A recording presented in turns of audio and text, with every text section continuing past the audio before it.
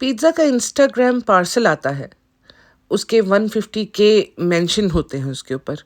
Pizza के parcel का size डब्बा के पार्सल के साइज़ से बड़ा होता है और फिर क्लियरली बोला जाता है, पहले ये मुझसे परमिशन लेके भेजते थे, इस बार सरप्राइज़ भेजा गया है। मतलब इसका सीधा मतलब ये निकलता है कि पिज़्ज़ा के पास जो पार्सल्स आते हैं, वो चालू आपी की परमिशन से ही आते हैं।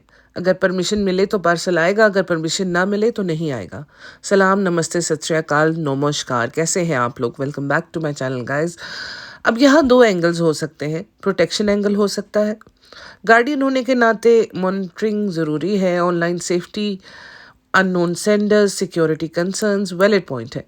मगर कंट्रोल एंगल जो है वो वाज़ेह नज़र आ रहा है, लेकिन जब पब्लिकली ये हाईलाइट होता है कि हर चीज़ अप्रूवल से है, तो फिर ये थोड़ा कंट्रोलिंग भी लग सकता है, स्पेशली जब पिज़्ज़ा खुद कंटेंट का पार्ट है, गिफ्ट्स रिसीव करती है, ऑडियंस इंटरैक्शन करती है, तो ऑटोनॉमी का सवाल नेचुरली उठता है।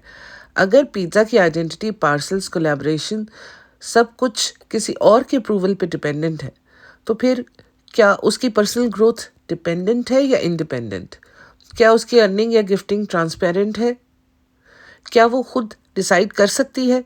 ये चीज़ ऑडियंस को इसीलिए भी चुभती है क्योंकि पहले से ही एजुकेशन, हेल्थ और प्रेशर का कंसर्न चल रहा है। प्रोटेक्शन और कंट्रोल के बीच एक पतली लाइन होती है। सवाल ये है कि पिज़्ज़ा किस साइड पे खड़ी है?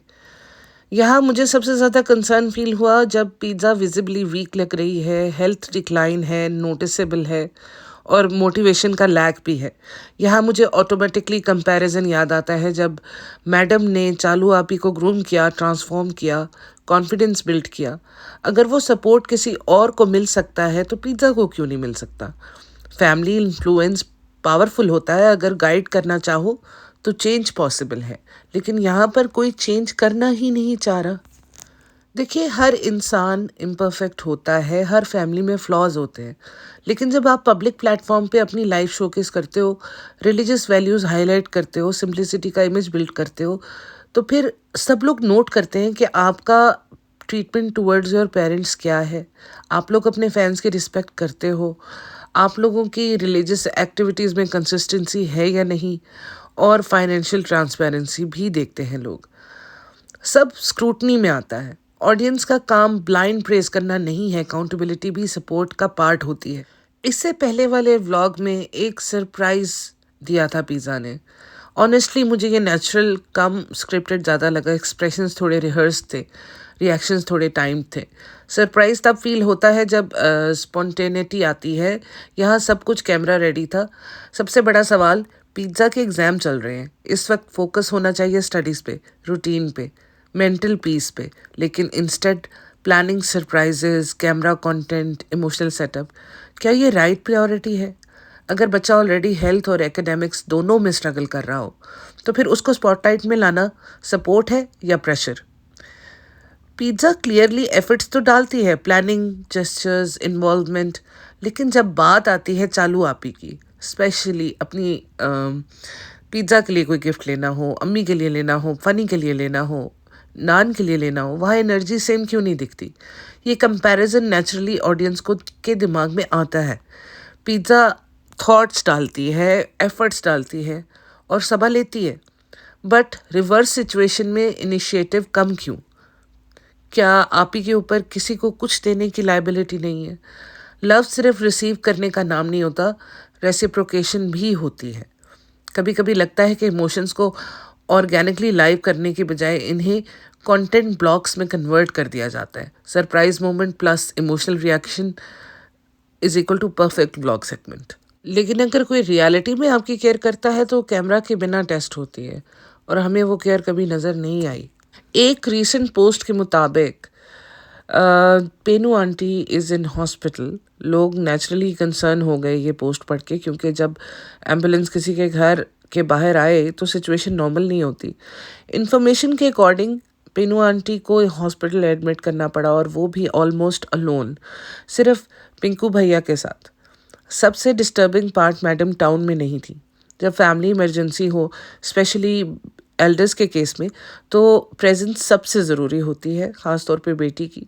अगर आप एक दो दिन के लिए बाहर हो, अंडरस्टैंडेबल है, लेकिन कम्युनिकेशन क्लैरिटी भी इम्पोर्टेंट होती है। थैंकफुली डिस्चार्ज हो चुकी हैं और वो घर वापस आ गई है, दैट्स अ रिलीफ।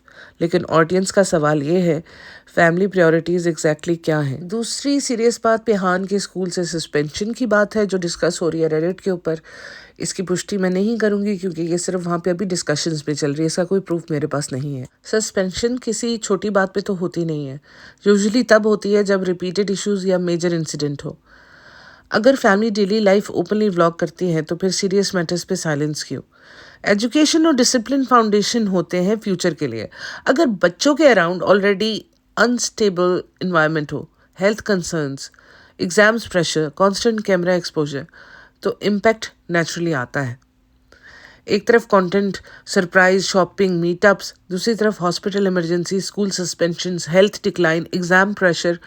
ऑडियंस को ये इम्बैलेंस नोटिसेबल लगता है। क्या ये सिर्फ अनफॉर्चुनेट कोइंसिडेंस है या प्रायोरिटीज जेन्युइनली मिसप्लेस्ड हो चुकी हैं। अगर अनहाइजीनिक फैमिली का अवार्ड हो तो मेरे ख्याल में this family will win the award. Protein bottle जो दिनों तक बंद थी, बिना धोए पड़ी थी, और पूरे घर में उसकी स्मेल, सीरियसली। आप लोगों को इस तरह की बातें दिखाने में क्या मज़ा आता है जब आपको पता है कि लोग आपको अनहाइजीनिक समझते हैं, लोगों को नज़र आता है कि आप लोगों को ज़िंदगी को गुजारने का सलीका नहीं आता, तो फिर इस तरह की बातें ओपनली डिस्कस करने का मतलब क्या है। क्या आपको नेगेटिव इंगेजमेंट चाहिए या आपको व्यूज़ अप करने के लिए कोई भी मसला जो है वो रेज़ करना है। स्मेल इतनी ज़्यादा हो गई कि इन लोगों के सांस बंद हो गई, इनको दरवाज़ा खोलना पड़ा, खिड़कियाँ खोलनी पड़ी।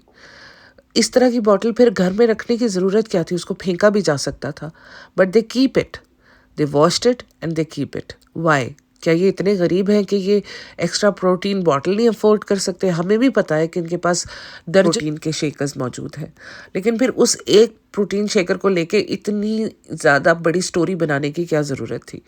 इन्हें आपकी इंगेजमेंट चाहिए, चाहे नेगेटिव हो चाहे पॉजिटिव हो, क्योंकि व्यूज़ जब गिर रहे होते हैं तो ब्लॉगर्स नए से नए जतन करते हैं, ड्रामास करते हैं, क्लिक बेट्स करते हैं ताकि उनके व्यूज़ को फिर से वही रेज मिल सके। अगर आप डेली व्लॉगिंग करते हो, अपना लाइफस्टाइल शोकेस करते हो, तो बेसिक हाइजीन तो बेयर मिनिमम है ना। ये रिलेटेबल नहीं है, ये कंसर्निंग है। इन लोगों का वाटर टैंक 8 से 9 महीने हो चले साफ नहीं हुआ है, पानी लिटरली मडी आ रहा है, फिर भी कैजुअल टोन में बात हो रही है जैसे ये नॉर्मल हो। उसी पानी से चिकन को वॉश किया जा रहा है। मिट्टी वाले चिकन से अगर पानी वॉश करोगे तो क्या वो वॉश हो जाएगा। जो मेन कंसर्न है उसके ऊपर बात नहीं हो रही, उनको रिजॉल्व नहीं किया जा रहा, उल्टा ये आपको दूसरी तरफ लगा रहे हैं।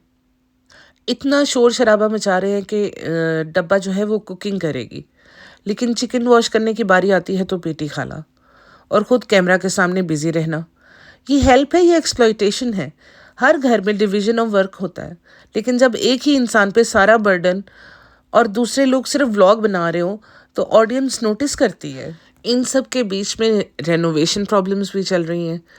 जाहिर सी बात है, साथ वाला अपार्टमेंट लिया है तो उसको मर्ज भी करना है, लेकिन वाटर फ्लो और प्लम्बिंग इश्यूज नॉन स्टॉप चल रहे हैं। इतना इन्वेस्टमेंट के बाद भी प्लानिंग वीक है। ओपन लेआउट का सपना दिखाया जा रहा है, लेकिन बेसिक नेसेसिटीज़ को इग्नोर कर रहे हैं। स्टैटिक से पहले स्ट्रक्चर स्ट्रांग होना चाहिए। इन लोगों को कुछ भी नहीं पता और इन लोगों ने दीवारें तोड़वानी शुरू कर दी है, खुद भी आइडिया नहीं है क्या चीज़ कैसे करनी है।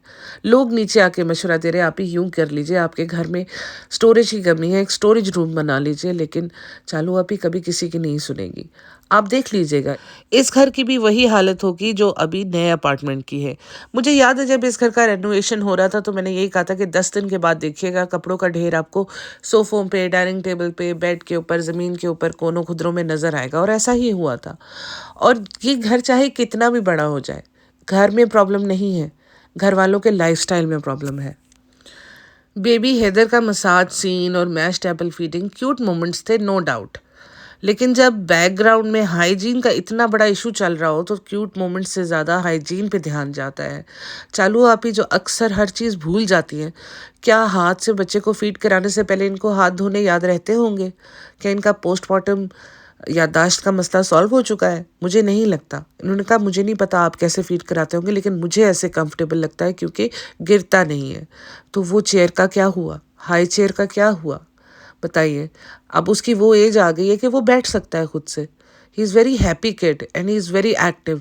अफसोस है कि इतना प्यारा बच्चा होने के बावजूद इस फैमिली में कोई नहीं है जो उससे खेल सके, उससे बातें कर सके, उसके साथ टाइम स्पेंड कर सके या उसको कोई नई चीज़ सिखा सके। मुझे इस बात का सोच के अक्सर बहुत दुख होता है। जिन लोगों को खुद कुछ नहीं आता वो बच्चे को क्या ही सिखाएंगे। हाई चेयर में बच्चे को बिठाएं, उसके सामने सॉलिड फूड रखें ताकि वो अपने हाथ से खाना सीखे। और मुझे लगता है ये बच्चा बहुत जल्दी सीख जाएगा क्योंकि ये बहुत ही एक्टिव बेबी है as compared to these guys. ये इसके माँ बाप लेजी है लेकिन बच्चा बहुत एक्टिव है। तो वो हाई चेयर जो ली थी वो सिर्फ वेस्ट ऑफ मनी थी या कंटेंट था। इन्होंने कार के डैमेज के बारे में भी बात की, काफ़ी डिस्कशंस हुए, सेफ्टी कंसर्न्स भी रेज हुए। उसी तरह कार को चला रहे हैं बगैर रिपेयर कराए बिकॉज उनके पास कोई और ऑप्शन नहीं है। चालू आप ही इस वक्त कोई भी टेम्प्रेरी कार ले सकती हैं, किसी से बोरो कर सकती हैं, भाई से ले सकती हैं, भाभी से ले सकती हैं। हालांकि इनके पास एक स्कूटी भी है, वो यूज़ कर सकती हैं। लेकिन वो टूटी कार चला के आपको ये दिखा रही है कि वो कितनी डाउन टू अर्थ और कितनी ज़्यादा हम्बल है। वो हम्बल नहीं है। वो चाहे तो अभी जाके एक न्यू कार बाय कर सकती हैं, लेकिन रिलेटेबल रहना और आप लोगों को ये शो करना कि हम लोग कितना सोच समझ के पैसा खर्च करते हैं और हम लोग भी आपकी तरह की लाइफस्टाइल जी रहे हैं, ये एक वो धोखा है कि जो हमेशा से ये हमें देती आ रही है। तो ऐसी कोई बात नहीं है। और ऊपर से उनका ये कहना कि मुझे ये लगता है कि ये कार ब्लास्ट तो नहीं हो जाएगी। चालू आप ही बैचलर इन कंप्यूटर साइंसेज हैं, इन्होंने यही क्लेम किया है ना।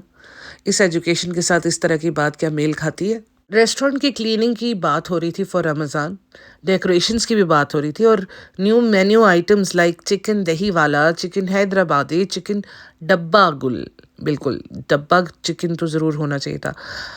तो बिजनेस एक्सपेंशन अच्छी बात है लेकिन घर और बिजनेस दोनों मैनेज करना रिस्पॉन्सिबिलिटी डिमांड करते हैं।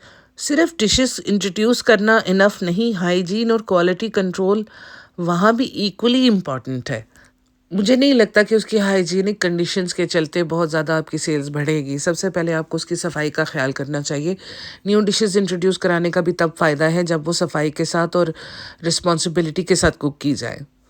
और पर्दों की बात हो रही थी कि हम तो व्लॉगिंग में लगे हुए थे तो पर्दे उन्होंने बहुत ज़्यादा महंगे डिज़ाइन कर दिए और हम लोग तो बार बार बदलते हैं। आप लोग बार बार नहीं, आप लोग साल में एक बार बदलते हो।